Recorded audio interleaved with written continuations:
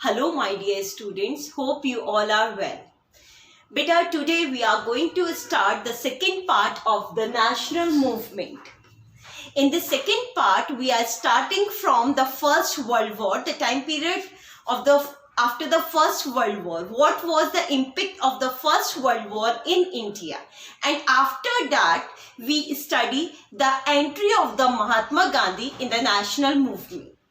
And after the entry of the Mahatma Gandhi in the national movement, that period in the Indian history is also known by the name of the Gandhian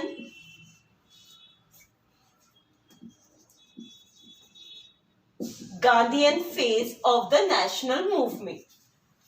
Why it is known as the Gandhian phase? Because in this period, Mahatma Gandhi played a very important role in the Indian politics, and he also molded the attention. He also turned the national movement to be the mass movement. Before the entry of Mahatma Gandhi into the national movement, it was not the mass movement. It was majorly the elite class movement, which was done by the member of the Indian National Congress mainly. And the member of Indian National Congress were mainly belonged to the influential class of Indian families. They were the educated class, they belonged to the educated class, the wealthy class of the country. So when Mahatma Gandhi entered the Indian politics, then he turned the national movement as the mass movement, because he talked about the section of the society which was there in majority in the country, like the workers, the peasant class, regarding whom earlier no one talked or paid attention. There were reasons behind this also. So we study in this video all these things in detail. Okay. So now students, we are going to start the second phase of the national movement. And second phase, as I told you, start from the time period after the First World War. For this, you must have to know the time period of the First World War. So beta, the First World War time period, it was from 1914 to 1918. This was the time period of the First World War. What happened that when First World War took place, at that time you all are aware that India was the colony under the British rule. And the First World War was between the two major powers of the world. On one power is known as the Central Power, and another group was known as the Allied group. But during the First World War, the world got divided mainly between the two power blocks. One power block is known as the Central Power. Among the Central Power, the countries which were there were mainly the Ottoman Empire, which consists of the Turkey, and then the Austria-Hungary. These countries were there. While in the Allied power, the countries which were there were the Britain, France and other, Germany and other countries were there among the Allied power. So the First World War took place between these two. And as we all know, at that time, India was the colony under the Britisher. That's why the British government asked the Indians also to participate in the First World War from the side of them, from the side of the Britain. And they promised them this thing also: if the Indians participated in the First World War on their behalf, then after the war they will give the Indians many privileges. Many things they will do in favor of the Indians. So on this promise, Indians were ready to participate in the First World War. And now beta, we discuss when now First World War started and Indians also participated on behalf of the Britishers. Now what happened during the war time period in India? During the time period of the war, the Indian industries went on a great boom. Means that was the flourishing period for the Indian industries. Why? Because the demand for the industrial good increased so much at that time. Industrial good means the shoes, the leather shoes, leather bag, jute bags, means all the things which are required for the purpose of the war. So at that time, all those things were produced by Indian industries also. That's why that was the booming period, that was the flourishing period, that was the good period for the Indian industries. The demand for all these goods increased because of the war. So these industries keep on producing all these items. And when the production increased, obviously the demand for the workers also increased. That's why the employment also raised and all the things goes on well in the country. But as soon as the war ended in 1980, now what happened after the war, that is the main issue of concern. In the First World War, the Allied power won. Okay, Allied power means Britain won and Central power got defeated in the First World War.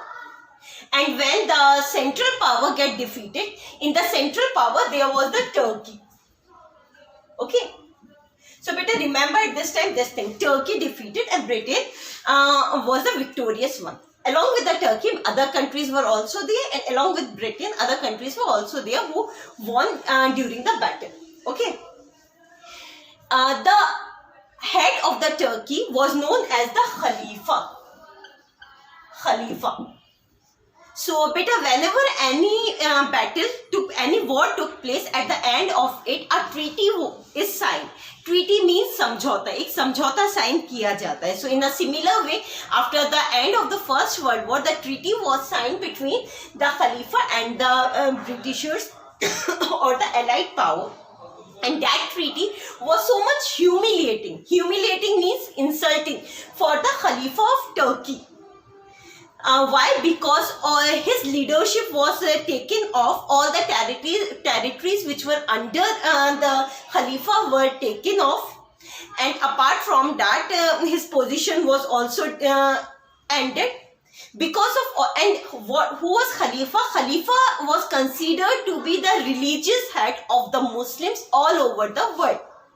And because the treaty which was signed after the First World War was humiliating for the Khalifa of Turkey, that's why in its opposition, Indian Muslims started a movement known as the Khilafat movement. Okay, that regarding the Khilafat movement we will study later on. Now beta, we mainly concerned about the post-war era, what happened after the war, the major economic things which happened. After the war, because of so much expenditure was done by the Britishers in the war, now they want to gain the economic loss. That's why what they did, they soon after the war, they increased the taxation in India. They also started the income tax, which was not there earlier, and the prices of various commodities also raised. Apart from that, many new industries which were started during the time period of the war, because the industrial items were in demand because of the war. Those industries got shut down because now the demand for the war good got ended. And because of the shutting down of the industries, many workers became unemployed. Means unemployment increased. The prices of the commodity, the prices of the good increased, the taxation on the people increased. Apart from that, the educated middle class of the Indians, they also faced unemployment because government can't be able to provide them the unemployment. The young men who were recruited during the time of the war in the army, during the war, what happened in the countryside, in the village, there was a scarcity of the men to do the work over there, like there was a shortage of the farm labor and other workers also in the countryside. Countryside means beta in the villages. So all these problems were there in the post-war era. Era means time period. Post-war means after the war. Post-war, after the First World War, and era means period.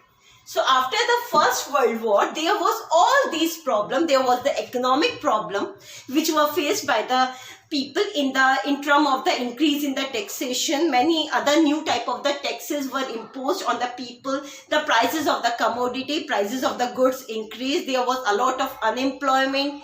industries were shut down, and because of all these problems, the people were very much angry by the government. Okay. So all these things resulted that the people from all the sections of the society, they were ready now to join the national movement, because there was a lot of anger among the people because of all these problems. Okay, this is the one reason, economic reason, why the people were angry against the government. Now come to the second thing. Apart from all these things, soon after the First World War, the government came up with a new law, and that law was known as the Rowlatt Act. Regarding this, now I will tell you.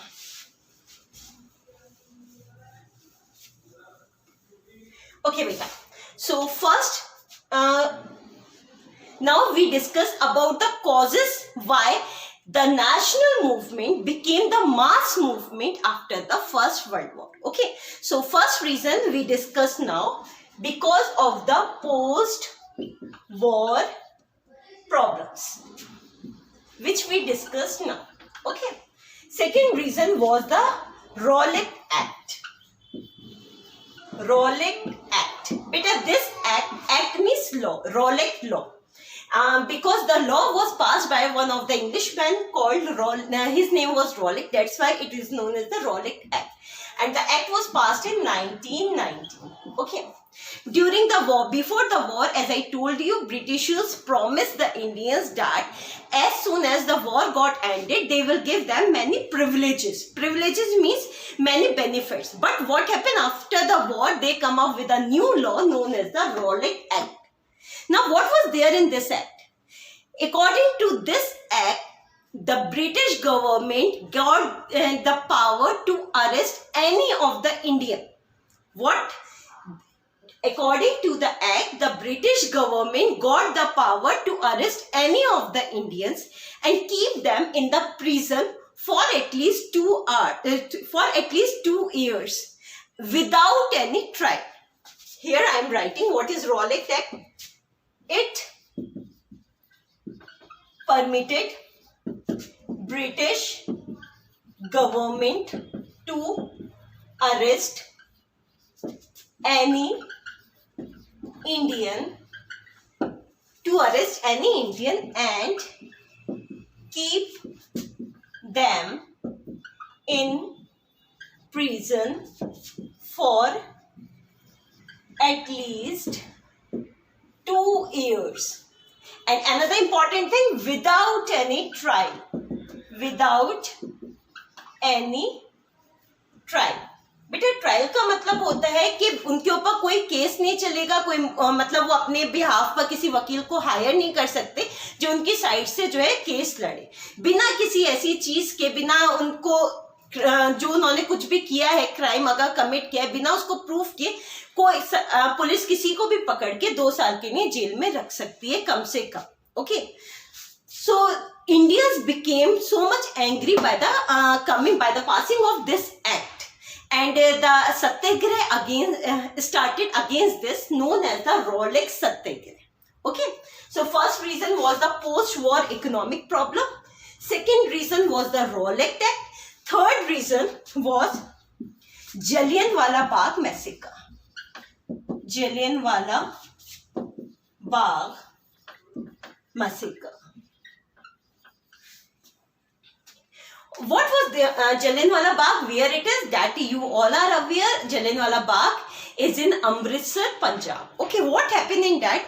Because of the Rowlatt Act, there were 2 persons known as, the name of the one person was the Saifuddin Cashew, Dr. Saifuddin Cashew, and another man was his name, I forgot just, Dr. Satyapal and Saifuddin Cashew. Both these men of the Punjab, they were arrested because of this Rowlatt Act. And against that, the people gathered and they were thinking of doing the satyagraha against this arrest of these 2 persons. So they all gathered at Jallianwala Bagh, and at that time, that was also the time of the Baisakhi. That's why many of the innocent people also gathered there for the celebration. And what happened, you all are aware of this. At that time, the General Daya came with his soldier. In that park, there was only one exit point, and he closed that and opened fire on those innocent people for 20 minutes. Continuous 20 minutes, the firing took place. And in that, hundreds of people were killed and many were wounded. And among those people, women and children were also there.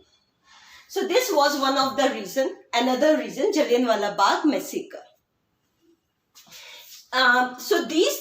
After that, one more thing happened. At this time, the Mahatma Gandhi came back from South Africa. Regarding this, we will discuss in another video. Okay, and he was the man who made the national movement to be the mass movement. Mass movement means the movement of the masses of the many people. So Mahatma Gandhi made the national movement, the mass movement, by taking up all these grievances and call the people to support him against the British. And this period is, from here, the second phase of the national movement began. Okay, so now second phase of the national movement started after the First World War by the entry of the Mahatma Gandhi in it. Thank you all.